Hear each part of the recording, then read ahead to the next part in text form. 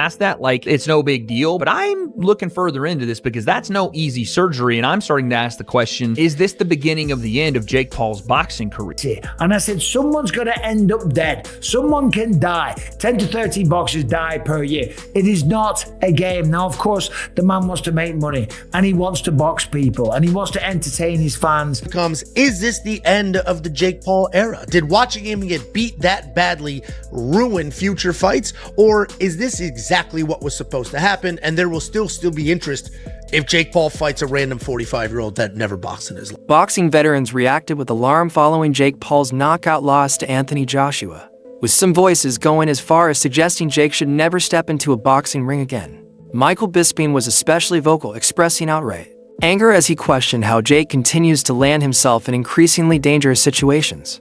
Bisping criticized the recurring pattern in Jake's career, either fighting aging, retired names, or jumping straight into matchups against opponents who are significantly larger, stronger, and more experienced. From Bisping's perspective, combat sports are not a playground for spectacle alone. He emphasized that boxing carries real consequences and cannot be treated like script. Boxer, if you're a mixed martial artist, right, you have to take this seriously and you have to respect the game. That's why when he fought Anthony Joshua, I scoffed at it. I talked a little bit of because of the lunacy. And I said, someone's going to end up dead. Someone can die. 10 to 13 boxers die per year. It is not a game. Now, of course, the man wants to make money, and he wants to box people, and he wants to entertain his fans and thrill audiences. And that's great. And God bless him. Fair play to him. The man is very, very successful. I've never talked about that. I've only talked about a 58-year-old Mike Tyson, or fighting retired, semi-retired UFC legends and then talking about them, right? All I've ever said is box someone your own age and size. And then this thing with Anthony Joshua, I was like, this is crazy. Now let's talk about the actual fight for a second. It happened in the 6th round, and it happened in a 22-foot ring. A typical ring is 20 foot. This one was 22 foot because he wanted a bigger room to operate, a bigger space, a bigger ring, somewhere to run away and be on his bike and stay away from Anthony Joshua. Now, I don't blame the guy. I'd have done the same thing, right? Because Anthony Joshua is gigantic and has the kind of power that could potentially do that to you, right? Maybe it's real, maybe it's AI, right? Either way, his face is going to be swollen today. That's a fact, right?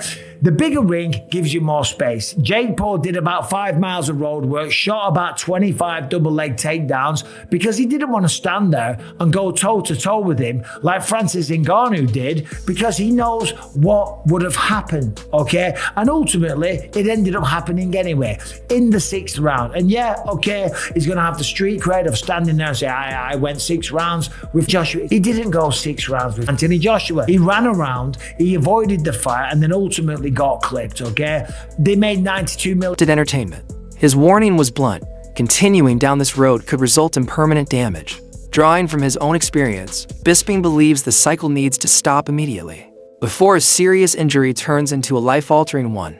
Wade added a medical reality check, revealing that Jake required surgery to repair severe damage to his mouth. He explained that once an injury reaches the point where surgery is necessary, the body never fully returns to its original state. While surgical intervention can stabilize the problem, it also introduces long-term vulnerability. In boxing, that risk is magnified, since the face and jaw are primary targets. Wade stressed that fighting after such a procedure is far more dangerous than many fans understand. A single clean punch to the same area could have devastating consequences, especially while the injury is still healing. He pointed out that metal screws were inserted into Jake's jaw, meaning the structure has been altered and could fail under extreme impact. According to Wade, the situation has moved beyond toughness or bravery. It's now a serious health concern, where pushing forward too soon could transform a serious injury into a permanent one. Have been better that, if I would have done this, that, it doesn't matter. No ifs in the fight game. The ring is the chamber of truth for a reason, and the reason that Jake lost isn't because he didn't go to altitude. It's not because he wasn't 230 instead of 220. It was because AJ is levels above him as a boxer and as a actual heavyweight, size, frame, reach, strength, all of it. And at the end of the day, he's just better. And that's it, and that's okay. Jake did, I think, as well as you could have asked him to do. But I had him wobbled at one point, You landed some. I had him wobbled, and I was like, what? He kept his hands up better this fight. You landed that right hand. Yeah. And Yeah, Jake did not have him wobbled. I know the right hand he's talking about, and I maybe we can even find it. This is the shot that they're referring to that Jake landed on AJ. Might have been that shot, right? That was the shot that Jake said he wobbled AJ with. Now, he hit him with some right hands. Here's one of them. Right hand over the top. He kind of landed it with an open fist because Jake gets very wide when he steps off with a jab to the body. But he brings a lot of power behind that punch, so much so his feet come off the ground, which usually leaves him in a bad spot defensively. But if you land it, it doesn't really matter. He lands this right hand. It's a big right hand. Chris Algieri and Paulie Malignaggi offered a technical breakdown of Jake's performance from a former fighter's perspective. Both agreed that Jake lacks the foundational boxing skills needed to move effectively in the ring, especially against elite-level opposition. Paulie explained that when a novice fighter is placed in a large ring against a vastly superior opponent, there are really only two choices: commit fully and fight, or use constant movement to survive. Jake, according to Paulie, did neither. Instead, he hovered in an uncomfortable middle ground, unable to fully engage because of limited experience and unable to escape because of inferior footwork. Algieri added that if Jake had committed to fighting, he may have been knocked down early, but he would have earned respect for trying. Instead, by avoiding real exchanges, Jake damaged his credibility, leaving only his most loyal supporters defending him. Both analysts agreed that without genuine commitment and growth inside the ring, Jake cannot earn legitimacy as a professional boxer. Skill, risk, and engagement are what earn respect, not promotion or popularity. Angelo and Josh expanded. An insult to him, it's just lack of experience. But when you're that much of a novice, you either know how to run for your life or fight all out. You don't have that in between yet. You haven't developed enough of that in between boxing acumen to really pull that off. And so what ends up happening? You're either gonna fight your ass off and you'll last a minute. Chris, you're being generous. Round 2, he would have got knocked down round 1 if he would have fought. But at least he would have fought. He would have got the respect of the people and more importantly, the boxing community instead of these clowns that follow him and are still defending him. Now what happens is you didn't get any respect as a fighter. You didn't get any respect as a fighter because you didn't try to fight at all. If he would have, I was watching that through 2-3 rounds. I'm thinking to myself, this guy would do this for 8 rounds if he can. If he can do this for 8 rounds, absolutely not fight at all, absolutely not engage a single time in 8 rounds, he will actually do this. And he'll do it shamelessly. And that's the problem. That's the problem. The shamelessness of his approach to the fight. You're gonna be a fighter, then don't make an ass out of the whole sport, out of the whole business, and out of yourself first and foremost. Because in the end, what happens? You got his jaw broke anyway.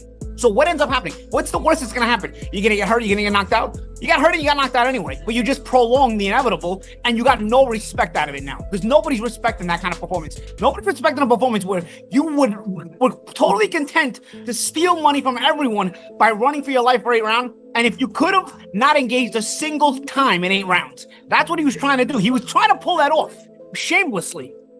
So, Champ, the reason I was saying could go into the second round is because we're overshadowed by how bad Jake Paul looked, that Joshua didn't look good either. He didn't throw a lot of punches early on. He completely avoided the jab for the first 4 rounds. He was just out there. How are you going to throw punches? You can't get in range. You got to get in range to throw punches. Well, he found it. Once he stopped trying to knock Jake's head off with every single punch, the fight was essentially over. But he's out there. It looked like he was rolling out his elbow, which he did have surgery on. He's out there literally doing this at times. He wasn't trying to land the jab. If he went out there and started jabbing, it would have been a different thing, but he didn't. It took him 4 rounds. It almost looked like he literally was like putting oil on the rusty joint to break the rust off by the time he got there in the 4th round. That's the only reason I said he would last the first or second round. Joshua didn't look that great either. His feet looked slow. He looked like he was getting off of an injury, being out of the ring for a while. Looked like he had to find his confidence, he had to find his jab. Anthony Joshua has a phenomenal jab. He's got one of the better jabs in heavyweight and the current heavyweight crop. He's got a good jab. It's very accurate. He throws it. The conversation by questioning whether this fight marked the beginning of the end, not just for Jake Paul, but for influencer boxing as a whole. They noted that Jake's matchups are becoming less compelling for fans because they still feel like mismatches rather than competitive sporting events. This bout, however, crossed into dangerous territory. Rather than being entertaining, the fight placed Jake in real physical jeopardy. Angelo and Josh argued that the matchup exposed the limitations of the influencer boxing model. When opponents are larger, stronger, and far more seasoned, the spectacle stops being fun and starts becoming a safety issue. Continuing down this path, they warned, could damage Jake's career beyond repair and further erode the credibility of influencer boxing as a viable part of the sport. That's it for today's video. Stay tuned for what's next.